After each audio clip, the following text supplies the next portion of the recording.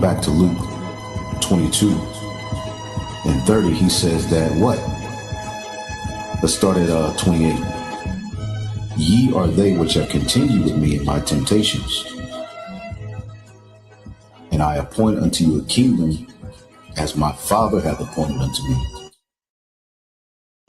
that ye may eat and drink at my table in my kingdom and sit on thrones, judging the 12 tribes of Israel. When you look up this word for table, all right, we're going to sit directly at the table with Yahweh Shai, judging the matters of the whole entire planet Earth. Okay, the word table is trapeza. Trapeza, a table on which food is placed, an eating place. Now we know that we're going to eat and drink with him, but more importantly, this table symbolizes the table in which the priest sat, handling the affairs of the nation of Israel, taking in all of the increase, the goods, the first fruits that will come to the temple would all be given unto the priest. So it says the table in the temple at Jerusalem on which the consecrated loaves were placed, right? And it says the table or stand of a money changer, where he sits exchanging different kinds of money for a fee and paying back with loans or deposits. Now, when we go to the book of Deuteronomy, the 28th chapter and the 12th verse, now remember, these are the blessings. We got to remember to tap into these blessings. Yeah, we know the curses are from Deuteronomy 28:15 on down, but when you read the blessings, you get insight into what we are getting ready to inherit.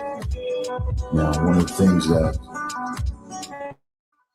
Yahweh Shai said that we just read is that we had his table with him, judging the affairs of the 12 tribes of Israel, setting everything in order, being at the forefront, all right, of establishing forever X. Deuteronomy 28:12, Yahweh shall open unto thee his good treasure, the heaven to give the rain unto thy land in his seasons, and everything is going to flourish, everything is going to be on point, won't be any drought, right? The seasons are going to come in perfection, everything will flourish, no GMOs, right? And to bless all the work of thy hand, and thou shalt lend unto many nations, and thou shalt not borrow. Read that in the NLT. It says you will lend to many nations, but you will never need to borrow from them. So when you understand the kingdom of heaven and being a priest after the order of Melchizedek, which is Yahweh Shai, we are going to be the bankers of the nation of Israel. We're going to be the bankers of the whole world. But see, we're going to deal in righteousness. Lend to heathen, we will deny loans. We'll be at the forefront of how everything flows throughout the whole four corners of the earth.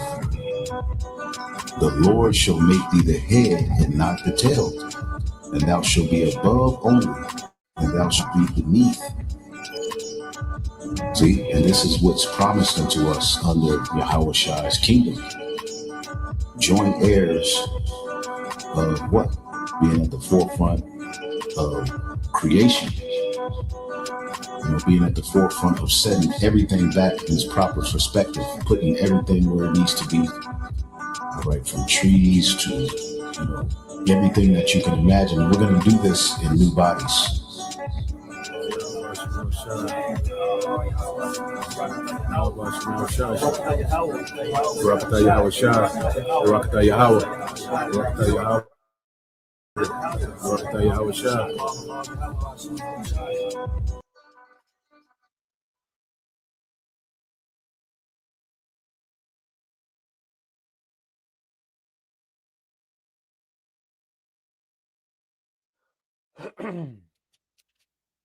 All right, Shalom. First and foremost, I would like to give all praise and glory unto Yahweh Bahashem, Yahweh Shai Bahashem, Rakakwadash, and double honors unto the apostles and the elders of GMS who rule well, teach well, being great examples towards younger brothers And peace and blessings and salutation to the hopeful elect out there pushing this word and truth and this sincerity across the four winds in the name of Yahweh, Bahashem, Yahweh Shah, Bahashem, Rakakwadash, pushing to get up out of here. Shalom to the hopeful elect, the believers, the listeners whom have came back to the obedience of the scriptures through faith in Yahweh, Bahashem, Yahweh Shah. And I want to get into with this lesson, all right, this morning, dealing with the conquest of the wicked, okay? Because to understand, the end, to really understand, all right, prophecy, well, we have to understand the stories of Jacob and Esau, okay, and understand, the nations that will come from these two men and how, the affairs of the world and prophecy, revolve around these two nations of people, okay, because even when you go here, let's get this in the book of, let's get this in the book of, I believe that's Hebrews, all right, so let's go here to the book of Hebrews, chapter 11, okay, and the spirit been having this come out lately because we're at the end of Esau's kingdom and the beginning of Jacob's. So the scriptures, been heavy, dealing with the narrative of Jacob and Esau. You know, and when you go into Hebrews 11:20, it says, "By faith, Isaac blessed Jacob and Esau concerning things to come." Okay, so even when you get into the book of Hebrews, all right, the narrative of Jacob and Esau is still relevant. Okay, because major prophecy will play out concerning these two nations of people. You see, and when you go into the book of Genesis 27, all right, there's only two nations of people that was promised the fatness of the earth. Okay, now when you go into the book of Genesis 27 and 27, this is Jacob being blessed, and he came near and kissed him, and they're being blessed by Isaac. And he smelled the smell of his raiment and blessed him and said, "See, the smell of my son is as the smell of the field which the Lord had blessed." Okay, so this is Jacob, getting ready to be blessed. Now he supplanted. It was set up with Rebecca, aiding him in supplanting the blessing from Esau, but it was always Jacob's blessing in the spirit. That's why it wasn't reversed. All right, Jacob wasn't rebuked. Okay, matter of fact, the Lord doubled down. Isaac doubled down on the blessing given to Jacob. Okay, it says, therefore, the Most High give thee the dew of heaven and the fatness of earth and plenty of corn and wine. All right, and that's the resources, man. The fatness of the earth. All right, there's control of the resources of the earth. There's wealth, abundance. You see, he said, "Let people serve thee." Yeah, these nations. Okay, that was a part of our blessing. That's why Psalms 2 asking me, and I shall give thee the heathen, okay, for a possession in the uttermost parts of the earth for an inheritance, man. Okay, roughly paraphrasing. But that's part of our inheritance as the sons of God, this nation serving us, man. Okay, but going through this captivity to learn righteousness first. Okay, it says the nations bow down to thee, be Lord over thy brethren, and let thy mother's son bow down to thee, which that's Esau. Cursed be everyone that cursed thee, and blessed be he that blessed thee. And it shall come to pass as soon as Isaac had made the end of blessing Jacob, all right, and Jacob was yet scarce gone out from the presence of Isaac his father, that Esau his brother came in from hunting. So Jacob was given, everything, and Jacob's blessing is eternal. Jacob's blessing is eternal. And that's why, Jacob didn't have to be blessed with the sword, because we're not going to have to use the sword to maintain our kingdom. When Yahweh Shah come and wages war and righteousness, the nations will learn war anymore. Okay, well that's another topic. The nations shall not learn war anymore. All right, the nations will never have to learn war, man, because once we're getting power, man, that's it. Ain't no more wars, man. We're gonna rule with absolute power authority. Okay, we're not gonna need tanks. Okay, fighter jets or standing military. Nah, man, we're gonna be gods in the earth, man. Okay, so when you go to jump down and get to the point, to the blessing of Esau, because I got a video I want to play and go with this. But when you go into the blessing of Esau, okay, his blessing is a little different. It's similar, but it's different. All right. This is Genesis 27 and 38. And Esau said to his father, "Hast thou but one blessing? My father, bless me, even me thy father. me also, O my father. And Esau lifted up his voice and wept. And Isaac his father answered and said unto him, Behold, thy dwelling shall be the fatness of the earth and the dew of heaven from above. All right, so Esau begged for a blessing, even though he sold his birthright. Okay, and the blessing belonged to Jacob anyway, because the Lord calls Israel his firstborn. Okay, even though Esau was the firstborn carnally or spiritually, Jacob is the firstborn in the heavens. So the blessing was always his anyway. The blessing always belonged to the sons of God. All right, from Genesis, the Lord was dealing, with particular lineage, and Jacob is considered the son of God. Okay, they're blessed and chosen lineage, man. And Esau is an outcast; he's rejected.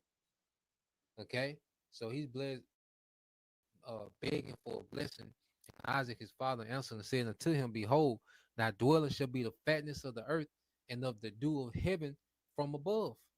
Okay, so he will be blessed, with the world, the earth, just as Jacob was blessed. Okay, but how will Esau get and maintain his blessings? And by the sword shalt thou live. Okay, and by the sword thou shalt live. So Esau will have to get his blessing through the sword, and he will have to maintain his blessing through the sword. Okay, everything he did will be by the sword. Okay, and he did in a very wicked, all right, in a deceitful way.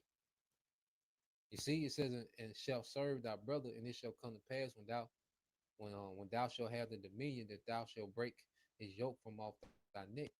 Okay, was you went over this, we had this devil, in captivity under King David, King Solomon. He broke away, and centuries later on down the line, it will eventually emerge, as the Greek Empire. Okay, then the Romans, and then they will fall. All right, and Jake will have the dominion, and Esau was, pushed to the side. Okay, he was on pretty much on the outskirts of society, what they call Eastern Europe today. Over there in Georgia, Russia, and Ukraine area. The Caucasus Mountains. Okay, but then eventually he will wiggle his way back in power after 1,000 years because it was prophesied that Satan shall be loose. Okay, and this is he was prophesied with that thou shalt break his yoke from off thy neck. So this is devil.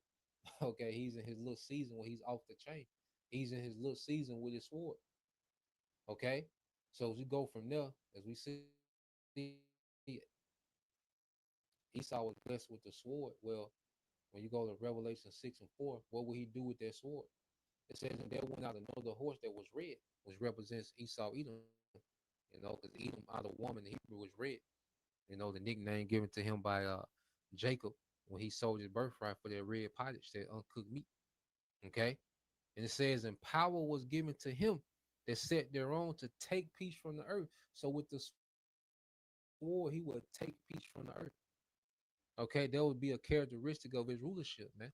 And you see that this man does nothing but bully with his sword. Okay, now he's at the end, okay, because the Lord is getting ready to end his rulership, so that sword ain't as effective as it used to be, man. All right, but in Esau's prime, he was nothing but a bully and a terror with that sword, man. And that's a characteristic of his rulership.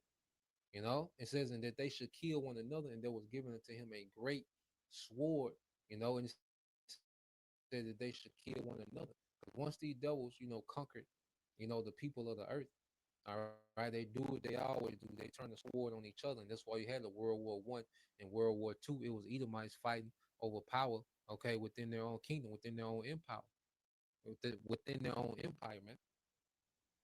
Okay, and now they're on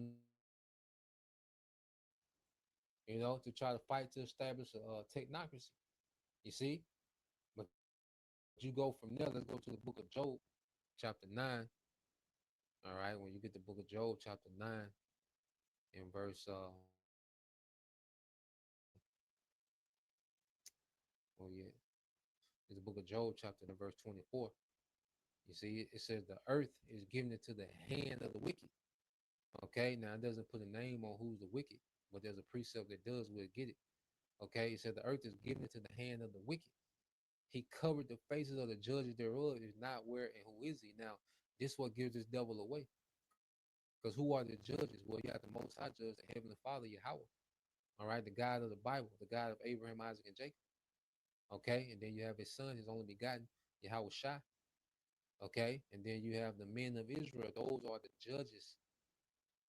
Okay, those were those are the judges of existence, man. Beginning with the Most High, then Yahweh Shai, then the men of Israel. Okay, and what did this devil do? He painted his likeness, his image as the Most High, as the Messiah, as the true Israelites, as the prophets, the apostles. You know what nation of people did that and published it throughout the earth, man? All right, so-called white man, which who the wicked, which is who Esau, Edom. Okay, now when you go into the book of Malachi, it puts a name on who the wicked is, man. Okay, you see, and understanding, Jacob and Esau. Okay, we can understand prophecy, man. And then you can break down history by using the scripture because uh, history, a lot of the history is prophecy that already has passed, and that's why we're able to break down, history using the prophecies of the scriptures. Okay, because there's things that was once prophecies, but they're history now. You see, so we're able to explain certain history by going into what the prophecies, man. Okay, Malachi 1:4, where Edom said, "We are impoverished, but we will return and build the desolate places. Thus said the Lord of hosts, they shall build, but I will throw down." Okay, so they was impoverished when they fell as Western Rome. Okay, but it said, "But we will return and build the desolate place," and that was the Renaissance period, man. And that's when these European, all right, these because Jake, was the monarchs, okay, and the nobility of Europe during the Dark Ages. Okay, but when Esau would start to come back in power, he would take down Constantinople, the Ottoman Empire. Okay, they would take down Granada. All right, then you had King Ferdinand and Queen Isabella, begin to take over Spain and Portuguese, which that was all Jake at one time. Okay, so you had these Edomites uproot Jake, okay, from these European kingdoms and monarchs, okay, and establish themselves, man. Okay, and as they established themselves, they would begin to what? Go on conquest. That's why you have Spanish, what they call the conquistadors.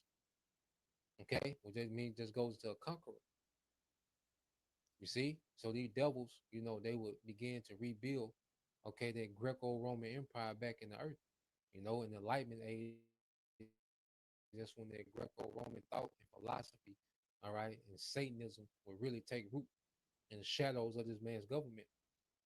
Okay, but these Edomite Europeans, they went to go forth and they went and colonized the earth. The earth is given into the hand of the wicked. The fatness of the heaven, the fatness of the earth, the dew of heaven. He shall live by the sword, and it began with the European colonization, man. Which America is an offshoot of the British Empire. Which grew into the superpower of this Edomite kingdom. Okay, it said they shall build, but I will throw down, and they shall call them the border of wickedness and the people against whom the Lord had indignation forever. So these devils have built, all right, in Greco-Rome in the earth, and now they're trying to go digital with it and extend their rulership, man. Even replace the Most High with technology. Okay, but no, the Lord has indignation against this devil, and the Lord said they will build, but I will throw down. So we're in a time of throwing down. Okay, we're in a time of that great transition because the earth will be transitioned from Esau unto Jacob. Okay, and that's going to be the last transition of rulership, man. Because after that, Yahweh Shai is going to rule in righteousness forever. Okay, and Lord will we of that governing body, those joint heirs, man.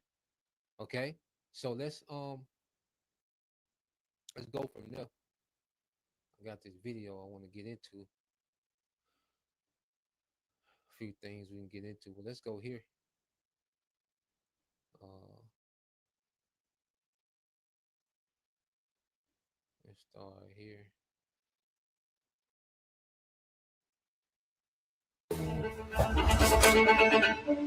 It's easy to think that Europe was so successful in taking over the world because they had like better ships or guns or whatever. But when you actually look at the whole story, you see that it was actually just a perfect storm of technology and timing and ideology and religion, of a few key inventions. And what I want to show you in this video is that one of the biggest reasons that Europe was able to take over the world is because of the invention of the modern corporation. A collection of people who don't know each other, but who pool their money together for the same goal: extracting resources from faraway places. So this is part 2 of how Europe stole the world.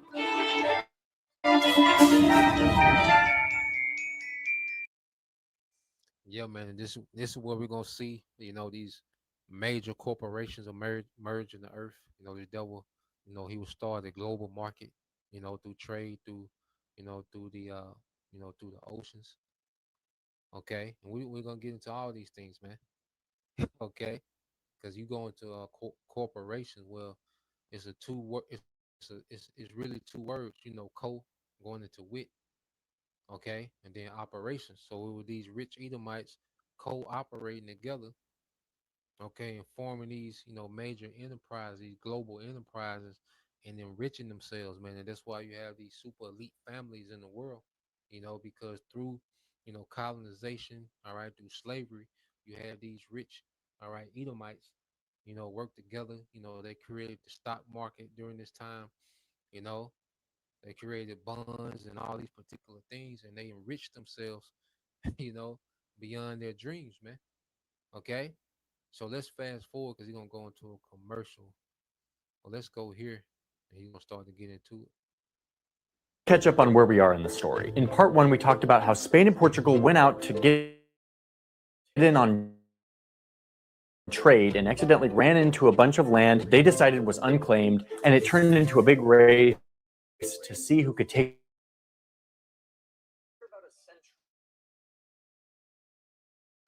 this. Other Europeans have been dabbling in imperialism, but in the early 1600s, it was time to get serious. The first to follow suit were the Dutch, who were becoming really good at navigating water and making maps and doing business. They decided to follow Portugal's lead and go around the bottom of Africa, stopping right here at the very tip in what today is known as Cape Town, South Africa. They established a permanent colony of white settlers whose descendants would go on to become a major part of South Africa's history.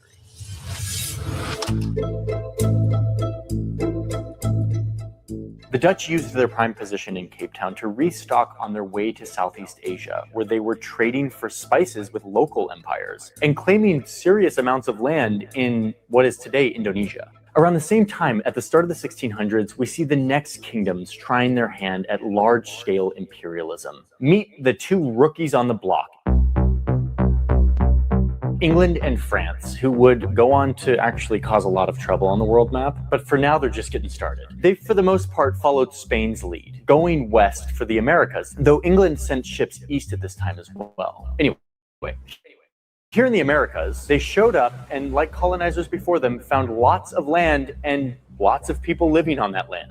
Kind of inconvenient. These aren't real people, right? They don't actually own this land, you can hear the English people like sort of saying to themselves. So they came up with a new, very useful tool. It was a mental tool. In addition to guns and smallpox and alliances with local tribes that helped them divide and conquer the locals, Europeans also developed a complex set of legal philosophies to convince themselves that these people were not, in fact, capable to claim any land. After all, they were foragers. They didn't farm. They couldn't own this land because they didn't use it for productive means. They were subhuman, or at least non-civilized, so they do not deserve to own property. And that's BS, man. And that goes into what you call scientific racism. Okay, scientific racism. You see, and they had, certain, doctrines and documents. Okay, like the doctrine and discovery and the Spanish, requirement. Okay, which said that the people on the land, if they wasn't Christian, they were savages. Okay, and this is where you have the birth of plantation Christianity, man. Okay, and then also they were saying that these people were inferior, they wasn't being productive with the land, when that's a goddamn lie, man. You know, that's a complete goddamn lie, and we're gonna show you, man. Okay, so let's go here real quick.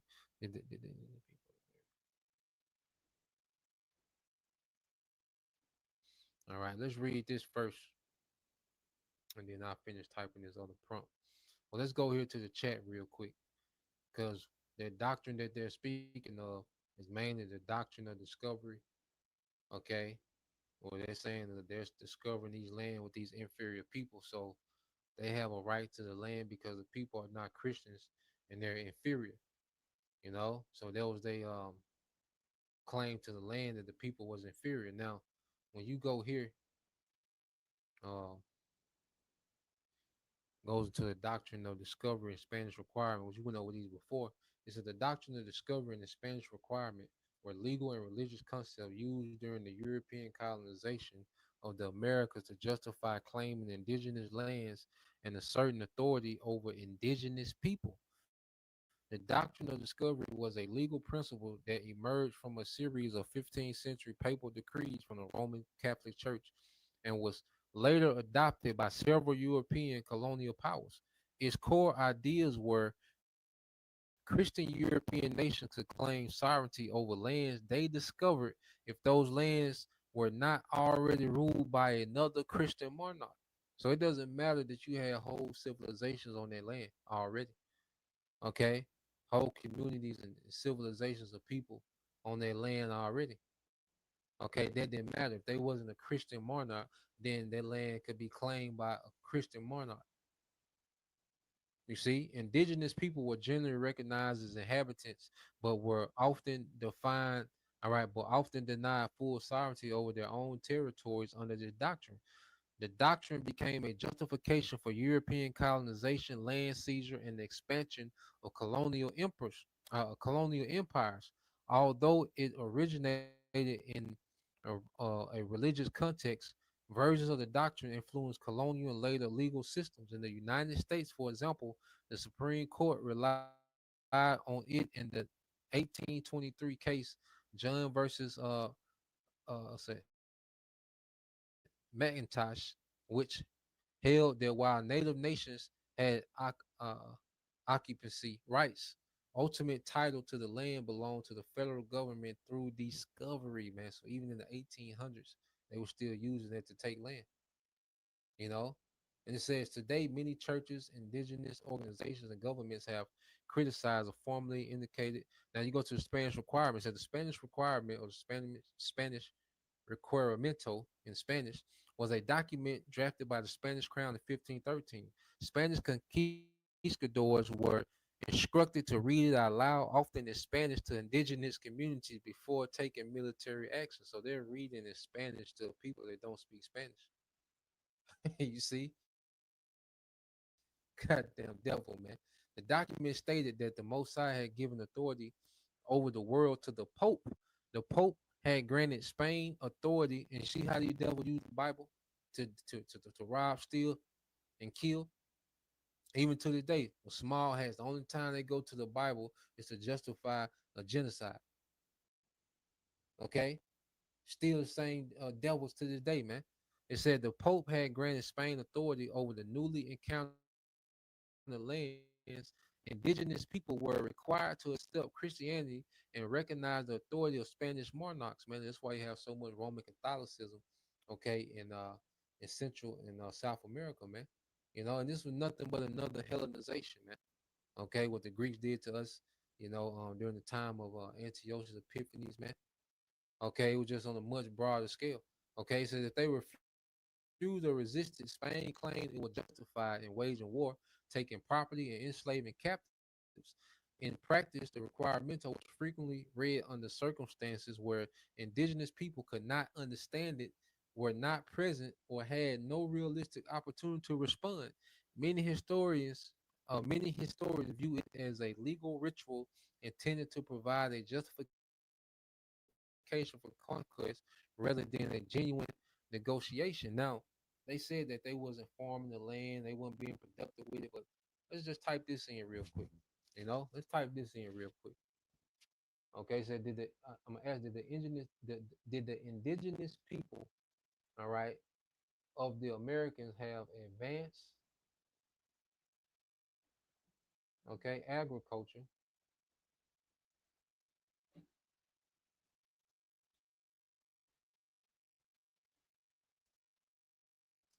and engineering. Let's see, before,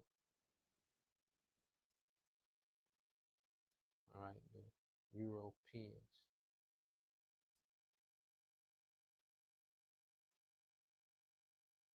All right, let's go here. Yep, showing that there was a goddamn lie. Okay, so when you go into it, it said, yes, it says many indigenous societies in the Americas developed sophisticated agriculture, engineering, architecture, and systems of governance long before Europeans arrived. The level of technological development varied across regions, just as it did in Europe, Africa, and Asia, but many societies achieved, all right, remarkable advances. It says agriculture, indigenous people domesticated and cultivated many crops that became globally important, including corn, potatoes, tomatoes, beans, squash, peppers, cacao, the chocolate, cassava. All right. Some notable agricultural achievements include the Aztec Empire. Farmers built chinampas or floating gardens. These were artificial agricultural islands and shallow lakes that produced high yields and supported the large population of the tech Technotilian, if I'm saying it right. It says Inca Empire farmers constructed extensive terrace fields on steep mountain slopes. The terraces reduce erosion, conserve water, and allow farming at high elevations. Many indigenous communities in what is now the eastern United States practice the Three Sisters method, planting corn, beans, and squash together because the crops supported one another biologically. Engineering. Many indigenous civilizations carried out major engineering projects. The Inca built over 25,000 miles of roads through the Andes, along with rope suspension bridges and sophisticated drainage systems. Machu Picchu was constructed with precisely fitted stone blocks that have withstood centuries of earthquakes without mortar. The city of what's that? Tenochtitlan featured causeways, canals, aqueducts, and flood control systems. When Spanish first saw it in 1519, some compared its size and organization favorably to major European cities.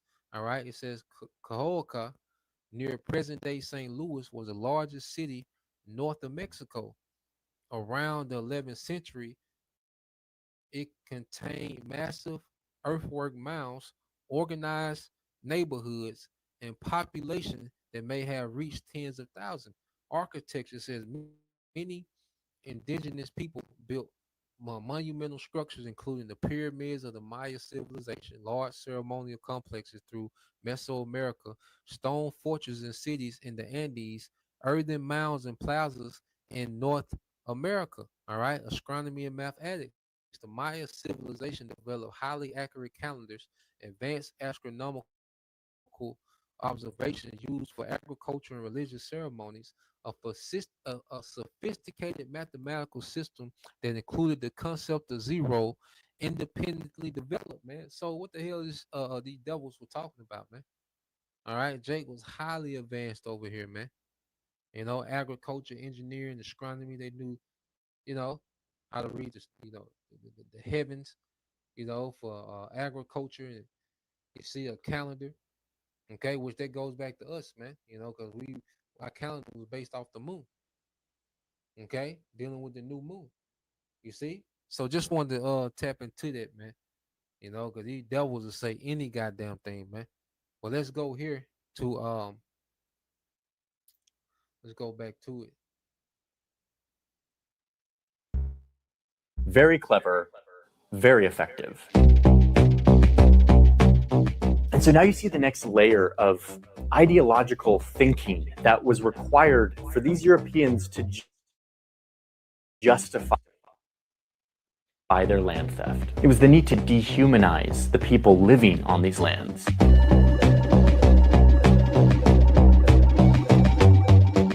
Here's a letter from a British settler who describes North America as a wilderness, quote, where none inhabit but hellish fiends and brutish men.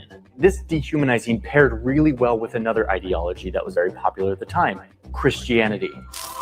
A religion that told its followers to go out and preach to everyone so that they can be saved. Perfect.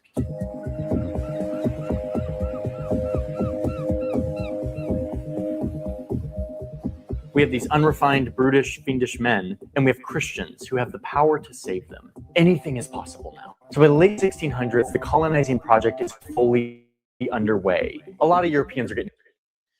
And this is the Christianity, the vocab, okay, defense. That he travels around the earth, trying to defend that Christianity. It's the origin of that Christianity. You see?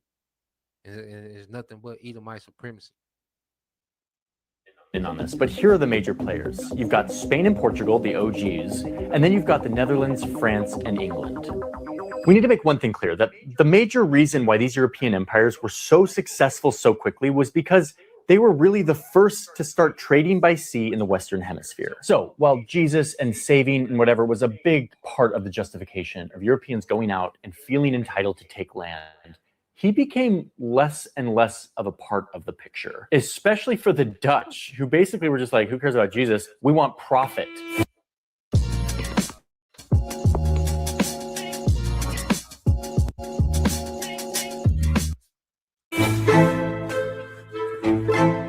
And this is the next phase of the story of how Europe took over the world. We'll call this chapter Private Empire. And frankly, it's one of the most important things to know about this history. Remember that European imperialism started as a desire for trade, to trade with big empires in the East. Then, surprise, we found all this land, we'll call it unclaimed, and we'll start claiming it while dehumanizing the natives in the process. Remember, okay?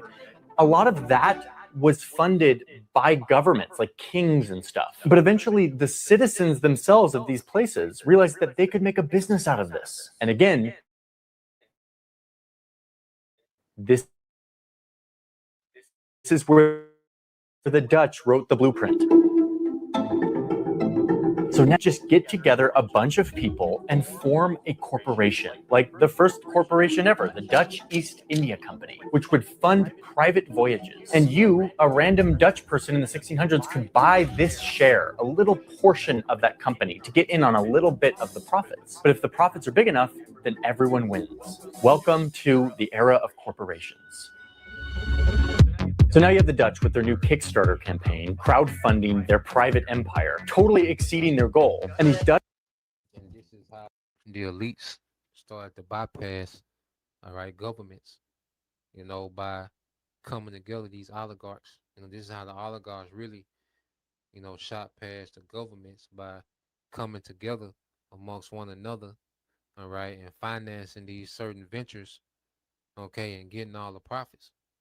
To the point to where these governments, started to come to them. Because you go into, around the 1800s, these corporations is building governments out, man. Out of debt. The governments had to start to borrow from the corporations. And it was the Dutch, company, that laid the blueprint for capitalism and started the stock market, and this was done by the Orange family. You go into the root of the Dutch British, corporation.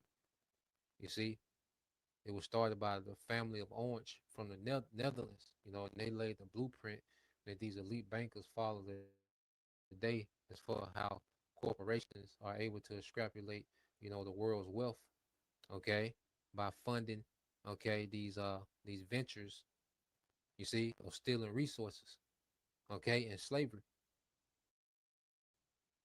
Let's play this.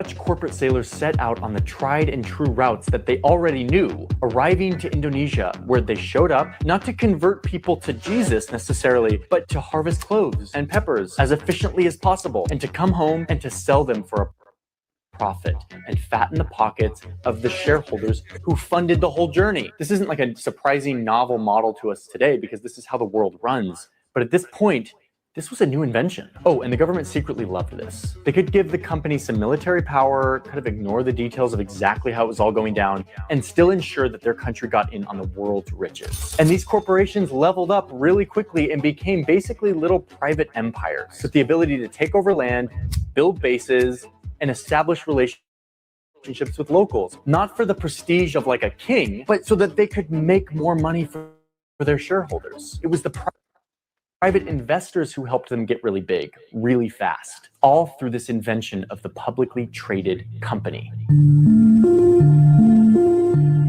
And again, it all started with the Dutch East India Company. And just like any startup, they were more nimble than the clunky old government. They had good funding, they were private, they were fast, they had an ability to undercut competition. All of this allowed them to dominate this region when it came to taking over land, harvesting stuff, and bringing it back to Europe. And because they were the best operators, they eventually became the kingpins of all spice trade in Europe. Things like black pepper, nutmeg, cloves. All of this because of the countless trips that they were taking between the East Indies and Amsterdam.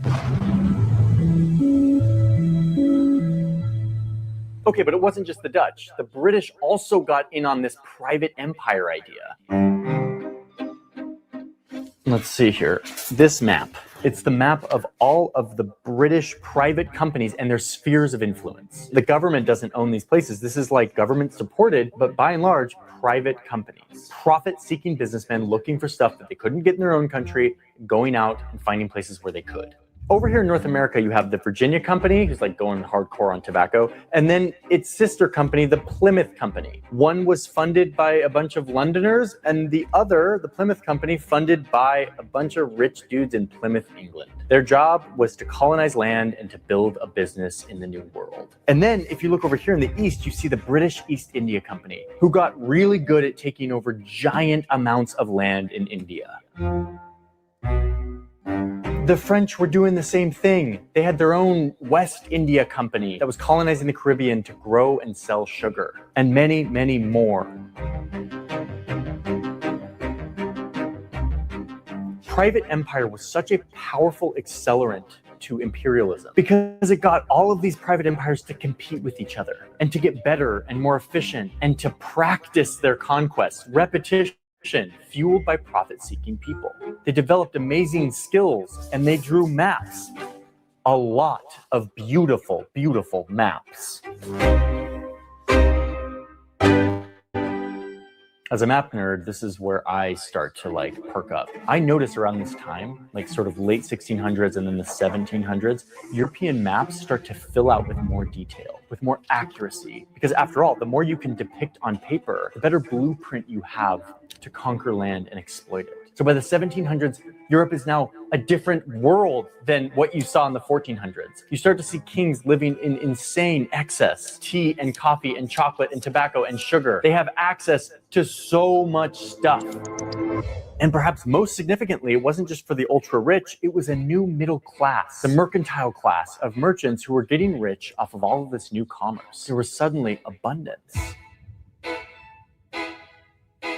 And with abundance comes time. Time to sit around and think about art and science, all while sipping on coffee harvested from faraway lands, stimulating these European brains to invent new ways of measuring things, to observe the world, the stars, to manipulate nature to make life better. And the competition between these private empires just grew. And like with any profit-seeking competition, these companies needed to keep leveling up how much wealth they could extract from these places, how much land they could take over to meet demand back home. Until eventually they turned full on to the most horrific version of profit-seeking imperialism.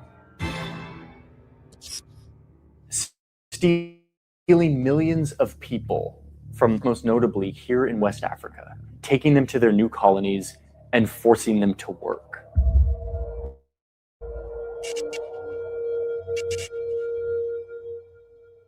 Stealing and trading humans and forcing them to work was not anything new to this continent. Islamic and African slave traders have been doing this for a very long time. But it was here in the 1700s, in this context of private empire, that things really start to pick up. As these European empires, mostly England, Portugal, and France, took it to a new level to fuel their highly optimized, shareholder fueled private empires. So optimized that the slave trade itself was outsourced to a private company, at least in the case of England. It was imperial profit seeking efficiency at its finest and most horrifying. You can almost hear the glee and greed in the voice of one English slave trader who wrote, quote, "What a glorious and advantageous trade this is. It is the hinge on which all the trade of this globe moves." But you And all this can be explained in prophecy, okay? Because this will happen to a nation of people for disobedience. Although this captivity was prophesied to happen, okay, to us as a people for disobedience, and it happened.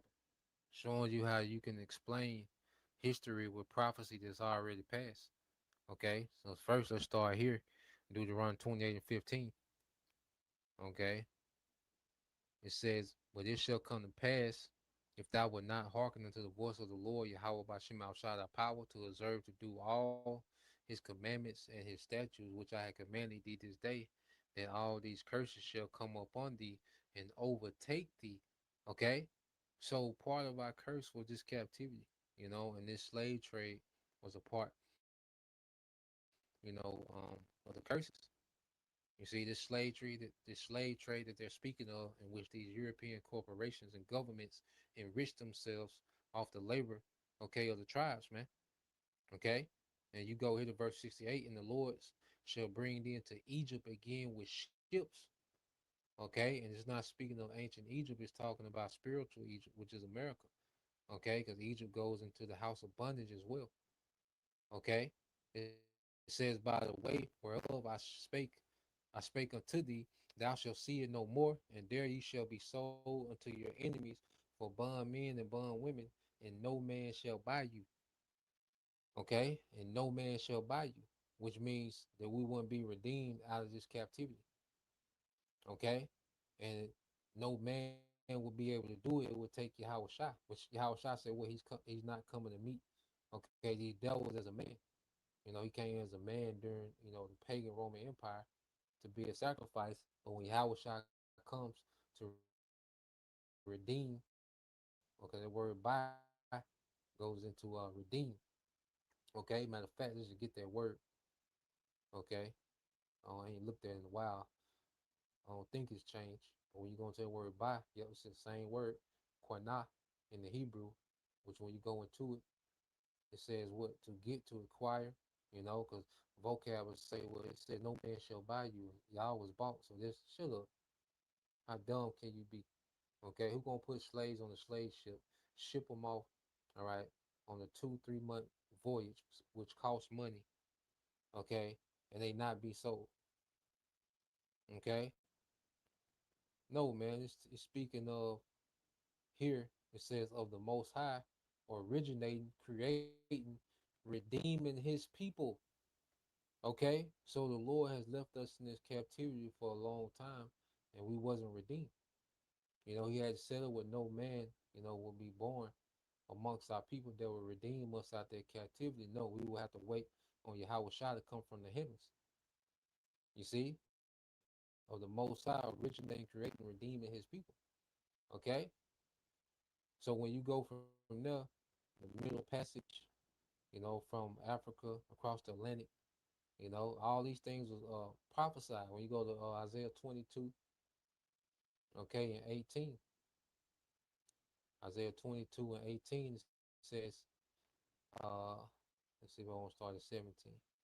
Yeah, it says, "Behold, the Lord will carry thee away with a mighty captivity and will surely cover thee." Because even though the Lord sent us into captivity, He made sure that, we endured and that a remnant will be preserved, through all these captivities, man. Okay? And it says, "He will surely violently turn and toss thee like a ball into a large country," that's in that boat.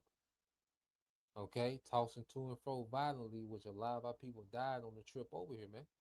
It said, "There shalt thou die in America."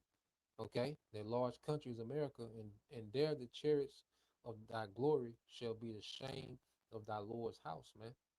which our people, you seen them songs about the chariots from the cotton fields, the fields of work, okay, and we was in a position to change and of shame, showing that our people seen those chariots, man, from their positions of shame, okay.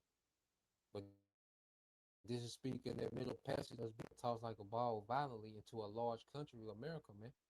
Okay, where we would come back in captivity, man, into this last reincarnation.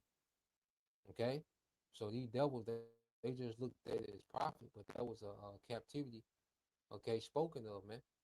You see, and these devils, they boasted in there. That's why you go here to, these devils got rich beyond what they can imagine with all their free labor and having, all this and establishing a global trade, and having these corporations, okay, these mega corporations that will become these monopolies, okay, to where they can set their prices, you know, and they just got crazy rich. Now, when you go to Zechariah 11:5, what did it say? Possessors slay them and hold themselves not guilty. And they that sell them say, blessed be the Lord, for I am rich. This is Esau.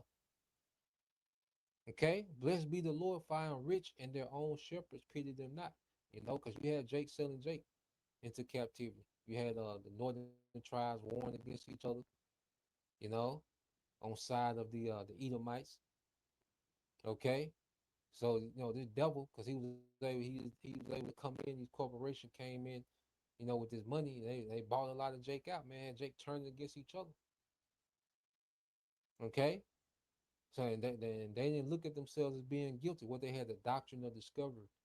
Okay, the Spanish requirement. Look, if you're not a Christian, okay, and because you people are inferior, you're not a Christian monarch. Well, the land's not yours. Okay, and because you're not a Christian, well, you need guidance. You need a master because you're not a Christian. Okay, they saying, look, the God gave the world to the Pope, so we have authority from the Pope to come and conquer. You see, so they had all these doctrines where they held themselves not guilty, man. Okay, so let's play a little bit more, and then we get ready to close out in a minute. So let's play a little more of this. Europeans are starting to become really enlightened at this point, right? Like they're starting to think through like human rights. Yes, but remember that. Go back. Come on, now tighten up. Globe moves.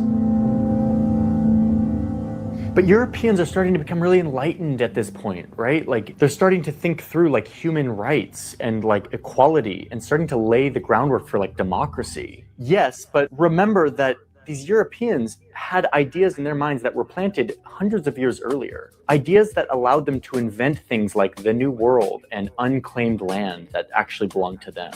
They applied a lot of those same ideas to the slave trade. A lack of Jesus, a lack of white European culture and technology, making these people inferior, in need of saviors to make use of their land, their resources, and their bodies.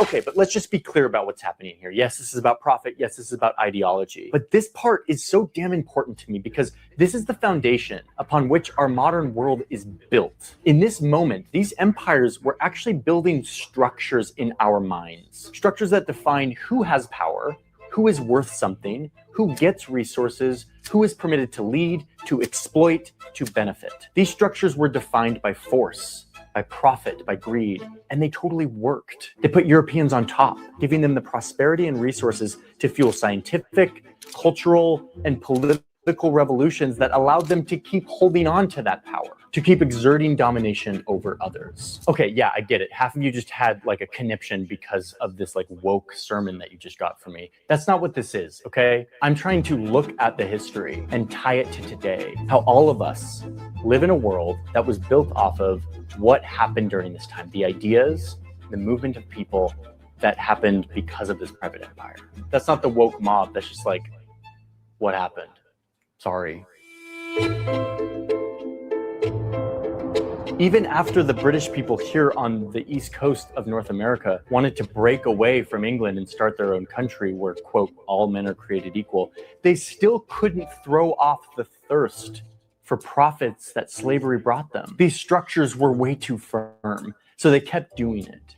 The momentum of private empire was too great to slow down, at least not without a bloody war that almost ripped this young nation apart.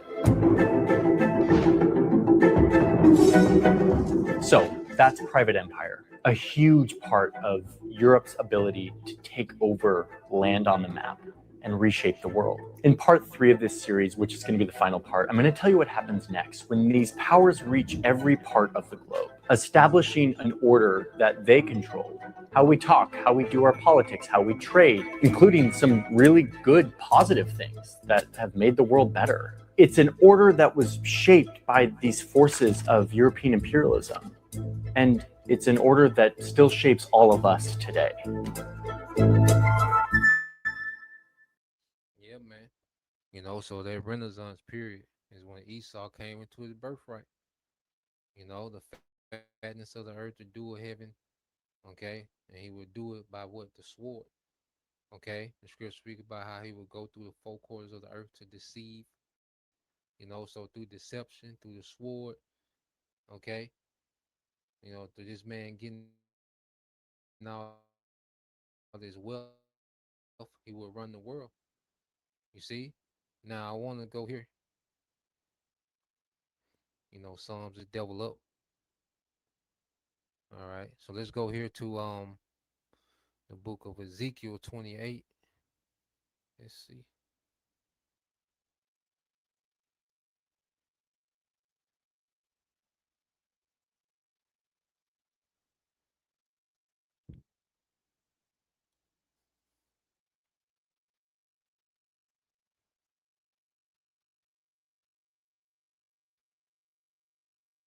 This is the book of Ezekiel 28.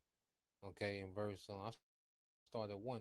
It said, the word of the Lord came unto me, saying, Son of man, say unto the prince of Tyrus, thus said the Lord power, because thine heart is lifted up, and thou hast said, I am a God. I sit in the seat, okay, of God in the midst of the seas, yet thou art a man and not God, though thou set thine heart as the heart of God. And see, Esau, Edom, which we know there was a real prince of Tyrus, that was proud, and wealthy, okay?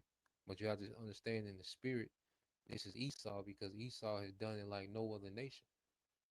You see, because the prince of Tyrus didn't have control of world trade, the world wealth, you know, to where this man had created a system to where he can print wealth, man. And these corporations, this small percentage of Edomites own everything, man. Esau done it on a whole nother level than the prince of Tyrus of this time, man. Okay. Ezekiel 28:3 said, Behold, thou art wiser than Daniel. There is no secret they can hide from thee. So not only did he get raw resources, and then he had to sword the military might, to conquer lands and enslave people. But then, technology took off, so this devil was able to tap in on a whole nother level, when you put technology with the sword, man. You see, it says, with thy wisdom and with thy understanding, thou hast gotten thee riches and has gotten gold and silver into thy treasures. By thy great wisdom and by traffic, yeah, this whole stock market thing where people can buy in on these companies. So what this devil, he's flipping other people's money. He's making people take the risk with him. Okay, and he's able, to fund his corporations off other people's money. You see, with this whole stock market thing. Then he's able to manipulate the stocks. He's been doing that for forever. So man, he has a very wicked, crafty, economy where all the wealth trickles to him. Okay, and everyone is tricked into what being debt slaves. Okay, it says by the great wisdom and by traffic thou has increased thy riches, and thy heart is lifted up because of thy riches. Therefore, thus said the Lord power, because thou hast set thine heart as the heart of the Most High. Because now Esau thinks he's a god. He thinks he's on the tier of godhood. He thinks that he can now step into, all right, the shoes of the Most High. Okay, because of wealth, technology, influence, witchcraft, military, you know, you see, but he's deceived. It said, behold, therefore I will bring strangers upon thee, the terrible of nations, and they shall draw their swords against the beauty of thy wisdom, and they shall defile thy brightness. And that's what we're seeing now. These heathen nations, the Lord have empowered them with the sword. Okay, and Esau's being embarrassed, man. And it's the Lord showing that you ain't no God. I made you, and I'm finna break you down. Okay, and this is what we're seeing play out real time, because Esau done had a hell of a run. Okay, but now he's at his end. You see, it says, they shall bring thee down to the pit, and thou shalt die the deaths of them that are slain in the midst of the seas. Okay, which that's a very dishonorable death when you die at sea. You know, that's a dishonorable death, because when you go into the different translations, you go into the Bible, I think the NLT,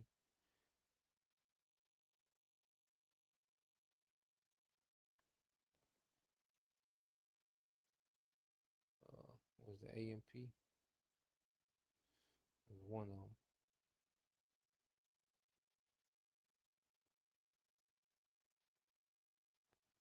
It might have been the next verse, you know. But when you go into dying at the sea, that's a dishonorable death, you know. And Esau, he's gonna be embarrassed, you know, on his way out. You know, being removed from power, the Lord's gonna do it in a very dishonorable fashion. Okay, 28 and 9, I think it's verse 10. It says, without yet say before he that slaved thee, I'm a God. Yo, Esau can die, man. How you a God? Okay, you niggas be doing heart transplants, niggas be dying of old age, niggas age get wrinkled. Okay, nigga, them niggas be taking hella naps. Old ass niggas, man. Okay, it says, but thou shalt be a man and no God in the hand of him that slaved thee, man. Okay, it says, thou shalt die the deaths of the uncircumcised by the hand of strangers, for I have spoken and said the Lord power. And when you go into I think it was this one, verse 10. Okay, the Lord finna give this man a very dishonorable, all right, departure, man. You know, he's gonna be removed from power in a very uh, dishonorable way. Okay, embarrassing fashion. You know, and a lot of these devils, okay, they're finna die. Okay, by judgment, man. You know, a lot of you Edomites finna get judged, man. Okay, but when you go here, let me go to the Bible. So like, when you go into the Bible, okay, it says NLT said you will die like an outcast at the hands of foreigners. I, the sovereign Lord, all right, has spoken it. You see, they will die like an outcast, man. You see, you know why he's parading himself like he's some god. You know, because I say he's had a hell of a run. Okay, but now that run has come to an end. You see, but yeah, just want to tap into their history, man, dealing with the devil. You know, I thought that was pretty informative. You know, straight to the point video.